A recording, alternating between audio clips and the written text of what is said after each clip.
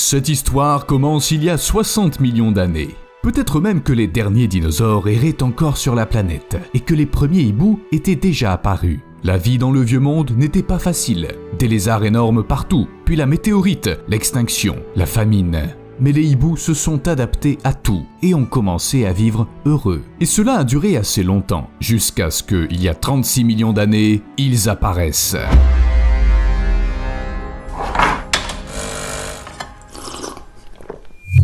Comme je l'ai dit, la vie paisible des hiboux a pris fin avec l'apparition des aigles. C'est ainsi que fonctionnent les lois de la nature. Presque tous les animaux doivent avoir un concurrent. Cela ne s'applique pas aux orques, bien sûr. Enfin bon, notre planète est pleine d'animaux qui ne s'entendent pas, mais les hiboux et les aigles sont devenus de parfaits adversaires. Ils se battent jour et nuit, partagent leurs ressources, évoluent, s'entretuent, parfois ils se mangent les uns les autres, parfois ils le font juste pour gagner. Ils détruisent les poussins, détruisent les nids, et ils peuvent même mourir ensemble dans un combat à mort. Cela dure depuis 36 millions d'années, et cette simple rivalité entre deux prédateurs a fini par se transformer en une véritable guerre.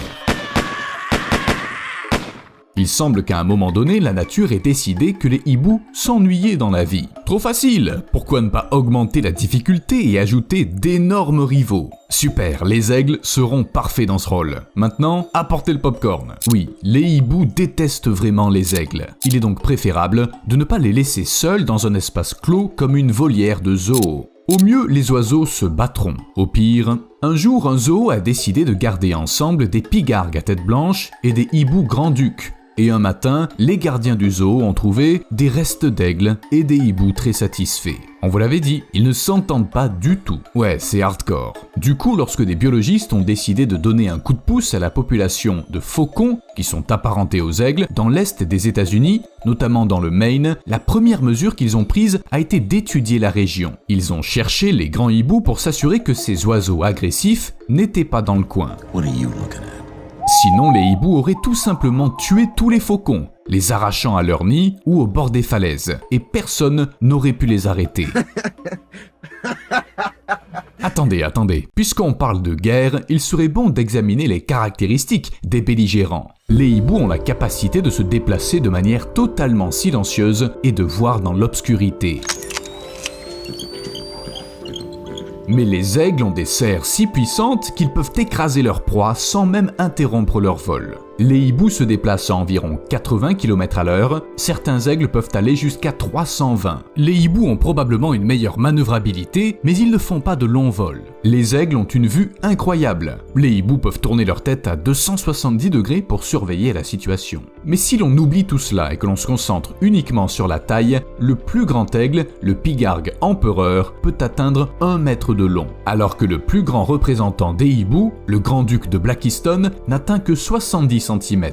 Le plus souvent, c'est comme ça que ça marche dans la nature. Si personne n'a de venin, celui qui est le plus gros, c'est le plus fort. Fin de l'histoire. A bald eagle and a great horned owl immersed in a deadly clash. Talons and a razor-sharp beak quickly put the eagle on top, tearing away at the flesh of the now defenseless owl. Mais c'est plus compliqué que ça, bien sûr. Il est évident que les hiboux ne se sont pas offusqués uniquement parce que les aigles sont devenus plus gros. Il doit y avoir autre chose. Prenons leur menu par exemple. Les hiboux se nourrissent généralement de divers petits rongeurs, parfois de lièvres ou d'écureuils. Les petites espèces mangent surtout de gros insectes et certaines mangent des poissons et des grenouilles. Bref, je ne qualifierai pas vraiment les hiboux de difficiles. Ce ne sont pas des koalas, mais leur régime alimentaire est tout de même plus ou moins compréhensible. Alors que les aigles, eh bien les aigles mangent tout vraiment, des poissons et des rongeurs, aux vaches, aux moutons, aux perroquets et même aux tortues. Ils sont sur la même niche que les hiboux, qui ne l'apprécient pas du tout. Ah, c'est peut-être pour ça que les hiboux sont devenus des prédateurs nocturnes. De nombreux rongeurs sont actifs la nuit, mais les aigles au contraire dorment. Donc les hiboux peuvent chasser en toute sécurité ce qu'ils veulent manger sans craindre la concurrence. Comme ils ont dû partager cette niche avec d'autres rapaces méga voraces, peut-être que les hiboux n'avaient tout simplement pas assez de nourriture. Ils ont donc rapidement évolué et diminué en taille en même temps. Certains scientifiques pensent que les hiboux, comme de nombreux autres animaux, étaient beaucoup plus gros auparavant qu'aujourd'hui. Le climat était différent, l'air était propre, il n'y avait pas d'OGM, mais il semble que depuis l'apparition des aigles, les hiboux ont sérieusement rétréci. Peut-être que le mode nuit ne leur a pas fait beaucoup de bien après tout, et qu'ils n'ont rien trouvé de vraiment nutritif. En fait, toutes les créatures qui sont confrontées à la concurrence ne trouvent pas une solution. De nombreux animaux et oiseaux, que l'on ne trouve aujourd'hui que dans les manuels d'histoire et de biologie, n'ont pas réussi à relever le défi de la nature. Une fois que la quantité de nourriture a été réduite, ils se sont retrouvés comme ça. Mais les hiboux sont des oiseaux étonnamment résilients. Chaque fois que quelque chose a changé dans leur environnement, ils ont trouvé un moyen de s'y adapter et de rester des rapaces vraiment cool. Et il y avait une autre option, devenir omnivore et passer progressivement à un régime à base de plantes, comme les vaches. Et oui, certains chercheurs pensent que ces créatures fascinantes étaient des prédateurs dans un passé lointain, mais elles ont dû tomber sur un os. Il existe même une théorie selon laquelle les hiboux ont changé leurs habitudes quotidiennes plusieurs fois au cours des derniers millions d'années. L'ornithologue Marc Devoketis pense que les hiboux sont des oiseaux qui se sont adaptés à des conditions nocturnes, mais qui ont ensuite fait des incursions pendant le jour à différents moments de l'histoire. Il est très difficile de savoir exactement ce qui est arrivé aux hiboux au cours de l'évolution, contrairement à ce qui s'est passé pour les mammifères et certains dinosaures. Le squelette aviaire est trop fin et donc rarement trouvé sous la forme de fossiles. Nous devons donc nous limiter à des théories. Mais les scientifiques tombent parfois sur des scoops fossiles. En 1990, les restes d'un hibou qui vivait il y a 55 millions d'années ont été découverts dans le Wyoming. Contrairement à tous les hiboux modernes, celui-ci possédait des serres vraiment mortelles, si longues et si pointues qu'elles pouvaient apparemment transpercer facilement sa proie. Vous voyez, exactement comme un aigle.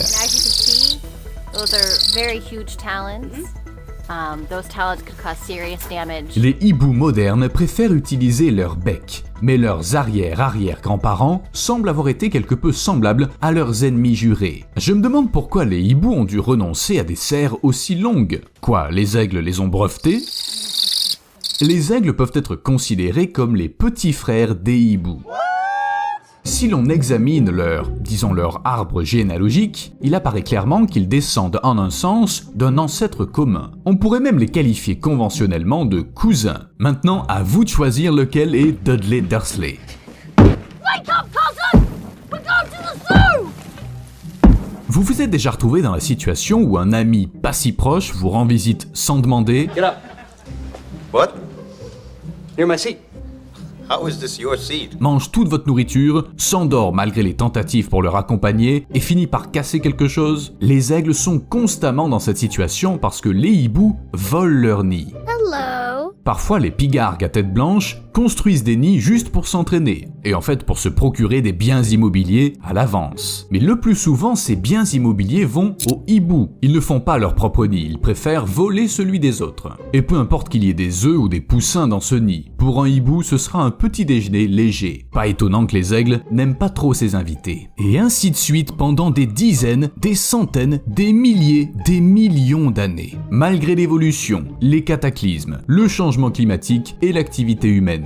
Mais si les hiboux avaient un QI plus élevé et étaient capables de compter, ils auraient compris depuis longtemps qu'ils ont un avantage numérique. Généralement, les aigles font éclore 1 ou 2 poussins chacun, mais un seul survit. Alors que les hiboux peuvent avoir jusqu'à 3 ou 4 poussins. Parfois leur nombre atteint 10. Et maintenant, regardez la zone dans laquelle ils vivent. Et oui, les hiboux sont littéralement partout. Les aigles sont beaucoup plus exigeants et s'installent surtout dans les régions montagneuses. Donc, on peut dire que les hiboux ont déjà conquis le monde. Ils ne le savent pas encore, c'est tout. Mais je ne vous ai pas encore parlé du 3e participant à cette guerre des oiseaux. Pendant que les hiboux et les aigles s'affrontaient, un nouveau cousin est apparu. Disons un cousin au second degré, le corbeau. Contrairement à leurs vieux cousins, dont la relation ressemble à une guerre millénaire, les corbeaux se comportent avec les hiboux à peu près comme les hyènes avec les lions. Ce sont des ennemis naturels au niveau génétique.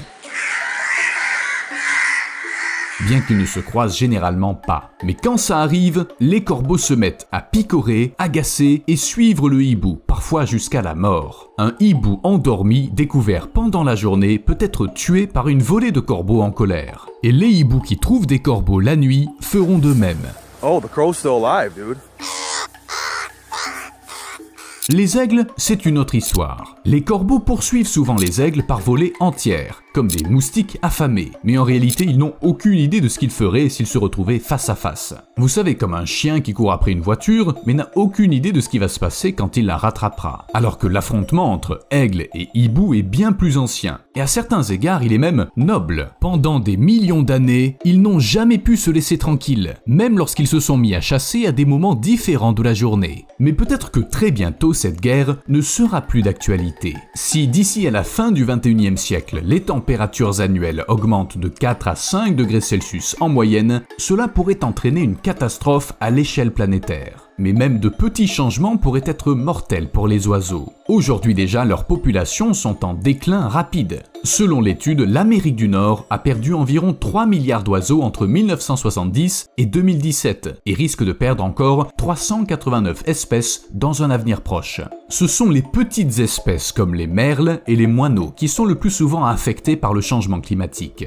Mais les problèmes rencontrés par certaines espèces seront aussi des problèmes pour d'autres. La possibilité d'une extinction progressive des aigles pourrait être extrêmement élevée. Et les hiboux, ouais, je pense qu'ils s'en fichent. Les hiboux vont juste évoluer, une fois encore. À plus!